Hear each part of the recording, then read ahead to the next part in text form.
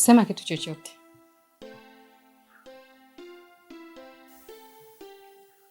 Nimekukosea sana. Wow. Hicho ndicho unachotaka ukisema? Hivyo tu? Najua sistahili kukuomba msamaha, lakini sikukusudia kukuumiza. Lakini umefanya. Na ulikuwa unajua ni kitu gani unafanya. Na ukafanya. Na ukaendelea kufanya.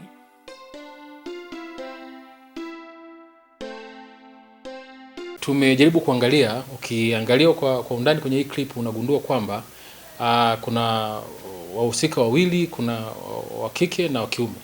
Hii ni dialogue ambazo zimeanzia katikati kwamba walikuwa na jambo lao.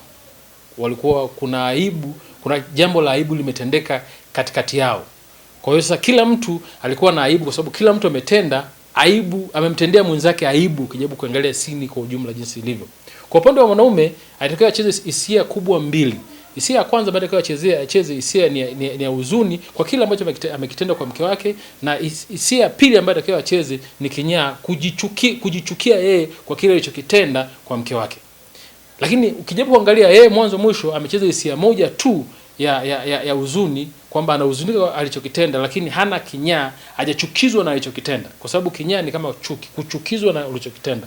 Kwa hiyo kitu kikubwa ambacho anatakiwa acheze ili ituletee sasa aibu au shame, angecheza kinyaa na angecheza hisia ya pili ambayo ni huzuni, ndio tungepata sasa dhana nzima ya scene nzima inachotaka. Kwa sababu kuna muda scene inataka kitu fulani kihisia, inatakiwa kile kitu kimfikie mlaji wa mwisho ambaye ni mtazamaji.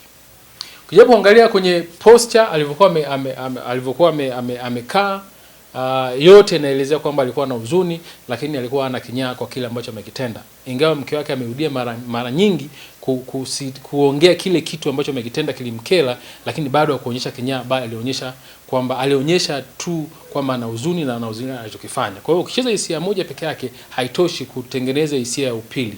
Kwa mwanamke pia anatakiwa acheze hisia mbili, hisia ya kinyaa pamoja na hisia ya huzuni. Lakini kwa mwanamke yeye alicheza hisia aliyocheza, ameongeza hisia ambayo haikuwepo. Ameongeza hisia ya hasira kidogo, kama alikuwa ana hasira kwa kile kitendo ambacho kimetokea. Mara nyingi unavyotendewa na mtu lazima utakuwa na vitu viwili. Utaki kumpoteza yule mtu, ukienda kwenye hasira ina maana unatengeneza mazingira kumpoteza huyo mtu ambaye unataka kuishi naye. Lakini ukienda kwenye huzuni ina maana sasa unasikitika kwa kile alichokutendea. Kwenye kinyaa unachukizwa na alichokutendea, kwamba ni mtu ambaye unaishi naye lakini amekuchukiza kwa jambo moja mbili. Kwa hiyo ina maana hisia ambazo zilikuwa zicheze kwenye hii scene ni hisia, kama hisia kubwa zilikuwa ni mbili. Kwa hiyo kila mtu atakiwa hisia ya juu, kwa mfano upande wa mwanaume hisia ya juu itakuwa iwe huzuni, kwa upande wa mwanamke hisia ya juu itakiwa iwe kinyaa. Lakini sasa kwa upande wa mwanaume hisia ya juu ilikuwa ni huzuni, kinyaa alisahau. Kwa upande wa mwanamke hisia ya juu ilikuwa ni kinyaa, lakini alicheza hasira. Baadaye sasa hisia zikawa zimetofautiana. Kwa hiyo sasa kuweza kuelewa kinachoendelea inakuwa ni ngumu. Ili kutengeneza hii hisia ya aibu ya ndani, ni lazima hizi hisia zichezwe ili tuweze kufika tunapotaka kufika. Asanteni sana.